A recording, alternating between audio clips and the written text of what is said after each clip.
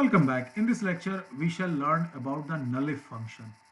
So, while performing mathematical operations, there might be a scenario when there might be possibility that the denominator may become 0.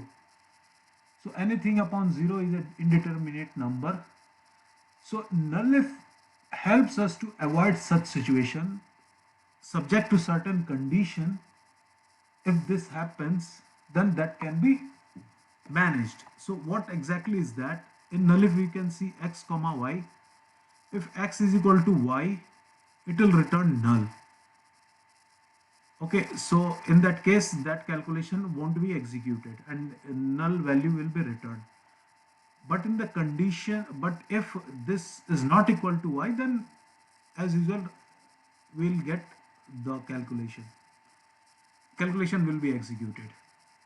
So what is happening? So suppose in the denominator, if we put x, this is the actual denominator function, and we replace y by 0.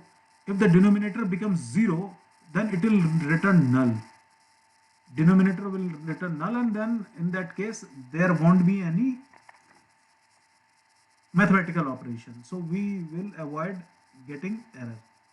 So let's consider a hypothetical situation in which there is a property that costs $500,000 and the interest rate on the home loan depends on a factor that can be calculated as this: 500,000 upon salary minus 125k. Find this factor for each of the faculty members. So what we'll do, we'll copy the question and let's jump to PG admin.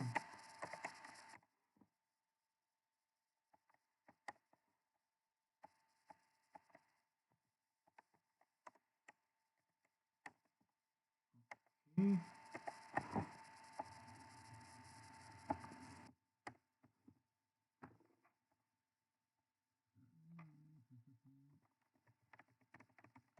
So this is basically related to salary. From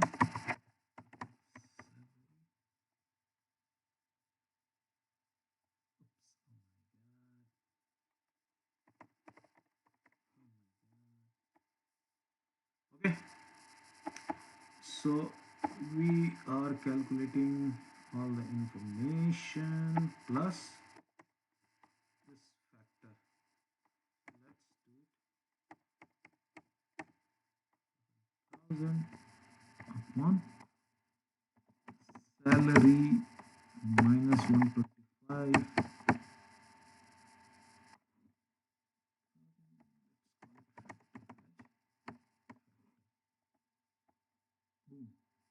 Division by 0. So there is some faculty whose salary is 125k, and that's why denominator is becoming 0, and we have to avoid such situation, and this is where nullif comes extremely handy. So what we'll do, nullif this quantity is equal to 0, then throw null. So if this quantity is 0, throw null. If this quantity is equal to this quantity which is 0, then throw null. So when will it become 0? When salary is 125. When salary is 125k, then this quantity will become 0. Okay, so let's see what happens. Okay, for VVS Lakshman, factor is null, and you can see his salary is 125k. Okay, that is possibly only one null value. So I hope it makes sense, right? It's just an illustration to make you aware of the concept that you can use it to avoid such scenario when there is a possibility of getting 0 in the denominator, or there can be other uses as well based on how you customize y. Okay, so I hope you enjoyed the lecture and happy learning.